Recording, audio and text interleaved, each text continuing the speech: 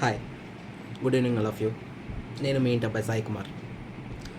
ముందు షార్ట్లో చెప్పినట్టు మనం పిఏపి గురించి తెలుసుకుందాం. అసలు ఈ పిఏపి అంటే ఏంటి, ఎప్పుడు, ఎందుకు, ఎలా పెడతారు పిఏపిలో మనల్ని, పిఏపిలో పెడితే మనకి ఎటువంటి లాభాలు ఉన్నాయి, అలాగే ఎటువంటి నష్టాలు ఉన్నాయి, పిఏపిలో ఉంటే మన జాబ్ సేఫ్ అయినా, ఇవి అందరిలో ఉన్న క్వశ్చన్స్. లాస్ట్ 4 days నుంచి నన్ను నలుగురు అడిగారు, నలుగురు జూనియర్స్, అది కూడా మా ప్రీవియస్ కంపెనీ ఎంప్లాయీస్ అనమాట. వాళ్ళు అడిగారు, అన్న నన్ను పిఏపిలో పడేశారు, ఏం చేయాలి. అది ఇన్స్పైరింగ్ తీసుకొని నేను ఈ వీడియో చేస్తున్నాను. ఎందుకంటే నేను 4 years బ్యాక్ నేను కూడా పిఏపి ఫేస్ చేశాను. ఎందుకు ఫేస్ చేశాను, ఎలా ఫేస్ చేయాల్సి వచ్చింది, నన్ను మా లీడ్ ఎలా ఇరికించాడు అనేది కూడా ఈ వీడియో చివరిలో చెప్తాను. ఫస్ట్ పిఏపి గురించి తెలుసుకుందాం. మనకి సాఫ్ట్వేర్లో సో మెనీ టెర్మినాలజీస్ అనేది మనం నేర్చుకోవాలి. అది ప్రతి చిన్న విషయం కూడా చాలా ఇంపార్టెంట్ మన కెరియర్కి. అది అందులో one of the part is PIP. PIP అంటే పెర్ఫార్మెన్స్ ఇంప్రూవ్మెంట్ ప్లాన్. ఇది వన్ టైప్ ఆఫ్ మనం ఎగ్జామ్స్ చదివే, మనం ఇంజనీరింగ్లో ఉన్నప్పుడు లేకపోతే స్లిప్ టెస్ట్లో ఎలా పెడతారో ఇది కూడా వన్ ఆఫ్ ది అటువంటి టెస్టే. కానీ ఎప్పుడు పెడతారనేది ఇంపార్టెంట్. మెయిన్గా పిఏపి మనల్ని పిఏపిలో పెట్టడానికి మెయిన్గా నేను అబ్జర్వ్ చేసింది ఏంటంటే 3 reasons. One of the reason, first reason, నీ మీద ఎస్కలేషన్ ఏమైనా వచ్చుంటే కంపల్సరీ నేను పిఏపిలో పడేస్తారు. సెకండ్ రీజన్, నీ రేటింగ్ తక్కువ ఉంటే నిన్ను కావాలని పిఏపిలో పెడతారు. మూడోది, నువ్వు మేనేజర్తో గొడవ పడవు, లేకపోతే ఇంకేదన్నా వైరల్ డెసిషన్స్ కానీ మేనేజర్స్ నీ మీద ఎడ్జ్ పెట్టుకుంటే కంపల్సరీ నేను పిఏపిలో పడేస్తారు. మెయిన్ ఎజెండా పిఏపిలో పెట్టడం ఏంటంటే, వాళ్ళు చెప్పేది కంపెనీ పరంగా ఆలోచిస్తే, కంపెనీ ఏంటంటే పిఏపిలో పెడితే మీకు నాలెడ్జ్ పెరిగిద్దని వాళ్ళు అంటారు. మన సైడ్ నుంచి ఆలోచిస్తే పిఏపి పెడితే మన జాబ్ క్లోజ్, మనం వెళ్ళిపోవడం. ఇంకా తప్పేమి వాళ్ళ సైడ్ నుంచి తప్పలేదు, మన సైడ్ నుంచి ఆలోచించేది ఏం లేదు, మనం వెళ్ళిపోవడం అనేది ఉంటుంది. ఈ విధంగా పిఏపిస్లో మనల్ని పెడతారు. సో మన రేటింగ్ ఆల్సో ఇంపార్టెంట్. మన మీద ఎస్కలేషన్ వస్తే ఆ ఎస్కలేషన్ ఆల్రెడీ వచ్చేసింది, దాన్ని ఎఫెక్ట్ని ఎలా తగ్గించుకోవాలి అనేది మేనేజర్స్ తోటి మనం అప్రోచ్ అయ్యే విధానాన్ని బట్టి ఉంటుంది.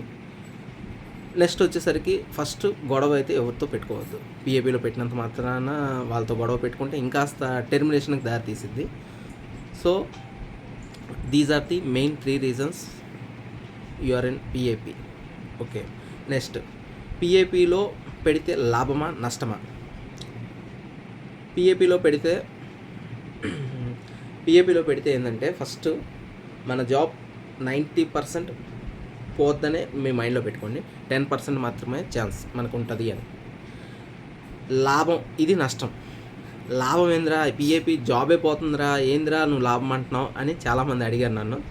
ఇది ఏంటంటే, లాభం అని ఎందుకు అంటున్నానంటే, వన్స్ నువ్వు పిఏపిలో ఉంటే వాళ్ళు నీకు 45 days టైం ఇస్తారు. ఈ 45 daysలో నీకు కొన్ని టాస్క్లు ఇస్తారన్నమాట. ఆ టాస్క్లు నువ్వు కంప్లీట్ చేయాలి. మీన్వేల్ మనం చేయాల్సింది ఏంటంటే, ఆ 45 daysలో సింపుల్గా నువ్వు బయట జాబ్స్ అనేది ట్రయల్ చేస్తూనే ఉండాలి. చేస్తూనే ఉన్నప్పుడు నార్మల్గా ఎంఎన్సీస్లో 3 months, అది వరకు 2 months ఉండేవి, కానీ ఇప్పుడు 3 months, 90 days అంటున్నారు. 90 days అంటే ఎవడు మనల్ని ఫేస్ని కూడా చూడరు, మన రెజ్యూమ్స్ షార్ట్ లిస్ట్ అవ్వట్లా. అదే 45 days ఆర్ 30 days అంటే ఈజీగా షార్ట్ లిస్ట్ అవుతాయి. ఈ లోపల ఈ 45 daysలో మన జాబ్ ఉన్నా లేకున్నా మనం బయటకు వచ్చేసరికి జాబ్ కొట్టచ్చు ఈజీగా. జాబు మన చేతిలో ఉంటుంది. This is the main advantage of PAP. ఇది కూడా మన సైడ్ నుంచి ఆలోచించుకోవాలి. నెక్స్ట్, పిఏపిలో లాభాలు నష్టాలు అయిపోయినాయి. నన్ను మా మేనేజర్ ఎలా ఇరికిచ్చాడో చిన్న లాజిక్ ద్వారా చెప్తాను. అప్పుడు నాకు అసలు తెలీదు. మేము ప్రొడక్షన్లో ఉన్నాం. Night 10 PM I think 10 PM టైంలో ఒక ఎస్కలేషన్ వచ్చింది, అందరి మీద ఎస్కలేషన్ వచ్చింది. అప్పుడు ఆ షిఫ్ట్లో 4 ఉన్నాం. అప్పుడు నా జూనియర్ లెవెల్. నెక్స్ట్ డే వచ్చారు, క్లయింట్ వచ్చాడు, పిఏపిలో అందరిని ఎస్కలేట్ చేసేసాడు, 4 పెట్టేసి. మా మేనేజర్కి చిర్రెత్తుకు వచ్చింది, 4 పిఏపిలో పడేశాడు. అసలు ఆ టైంలో నాకు పిఏపి అంటే అస్సలు తెలీదు. అందులో నేను ఒక జూనియర్ని, నాతో పాటు ఇంకో జూనియర్ క్యాండిడేట్ ఉన్నారు, 2 seniors ఉన్నారు. వాళ్ళిద్దరు సీనియర్స్ ఇమీడియట్గా పేపర్స్ పెట్టేశారు. ఏంద్రా వీళ్ళు పేపర్లు పెట్టారు అనే ఉద్దేశం నేను అడిగాను వాళ్ళు, కానీ ఏం చెప్పలేదు. నేను ఒక్కడిని మటుకి పిఏపి వాళ్ళు ఇచ్చే టాస్క్లు ఏముంది, నేను ఏంటి పర్సనల్గా తీసుకొని వాళ్ళు ఇచ్చే టాస్కులు నేను చేసేస్తాను, నేను పెద్ద తోపు తురుము అనుకొని వాళ్ళు ఇచ్చిన టాస్కులు 45 రోజుల్లో టైం ఇచ్చారు, నేను 35 రోజుల్లో కంప్లీట్ చేశాను. 35 రోజుల్లో కంప్లీట్ చేశాను. నాది పిఏపి పాస్ అయింది. అమ్మయ్య, నా జాబ్కి ఏం ప్రాబ్లం లేదని నేను కొద్దిగా కాలర్ ఎగరేసాను. బట్ దాని ఎఫెక్ట్ అనేది తర్వాత ఎలా తెలిసిందంటే, దాని ఎఫెక్ట్ ఏం పడిందంటే, నాకు వేరియబుల్ పే ఆల్మోస్ట్ ఒక 15% ఉండేది. 15% 1.5 lakh 1 lakh సంథింగ్ ఉండేది. ఆ 1.5 lakh ఆ ఇయర్కి రాలేదు. ఏందిరా అంటే, నువ్వు పిఏపీలో పడ్డావు, నీకు వేరియబుల్ పే 0 అన్నారు. నాకు షాక్, నాకు తెలియదు అది. ఇదే ఇంపాక్ట్ నెక్స్ట్ ఇయర్ కూడా పడిద్దని ఆ విషయం ఆ సంవత్సరం మటుకు నాకు తెలియలేదు. నెక్స్ట్ ఇయర్ కూడా ఎప్పుడైతే నేను ఎంటర్ అయ్యానో, నెక్స్ట్ ఇయర్ కూడా రేటింగ్స్ చూస్తే నీకు వేరియబుల్ పే రాదు అని ఎప్పుడైతే అన్నారో, నాకు అప్పుడు జ్ఞానోదయం అయింది. ఓహో, పిఏపీలో ఉంటే ఇది ప్రాబ్లమ్స్. పిఏపీ ఎప్పుడైతే పెట్టారో మనము మూసుకొని ఏం ఆలోచించద్దు. బయట ఎన్నో జాబ్స్ ఉంటూనే ఉంటాయి, ఎంతోమంది ఎంప్లాయీస్ వాళ్ళకి వస్తూనే ఉంటారు.